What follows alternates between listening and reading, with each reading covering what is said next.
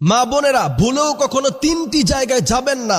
যদি যান তাহলে আপনার কোনো ইবাদত আল্লাহর দরবারে কবুল হবে না। আপনি নামাজ পড়বেন, আপনি তাহাজ্জুদ পড়বেন, আপনি কোরআন কারীম তেলাওয়াত করবেন, কিন্তু বিশ্বনবী বলছেন তোমার কোনো ইবাদত আল্লাহ সুবহানাহু ওয়া তাআলার দরবারে কবুল হবে না যদি আমাদের মা বোনেরা ভুল করেও এই তিনটি স্থানে যদি তারা যায়। বিশ্বনবী সাল্লাল্লাহু আলাইহি সাল্লাম এইটাকে কঠিনভাবে নিষেধ করেছেন। প্রথম নাম্বার হচ্ছে, বিশ্বনবী সাল্লাল্লাহু আলাইহি ওয়াসাল্লাম বললেন, কোন মেয়ে যদি গণকের কাছে যায় ওই মহিলার কোন ইবাদত আল্লাহর দরবারে কবুল হয় না।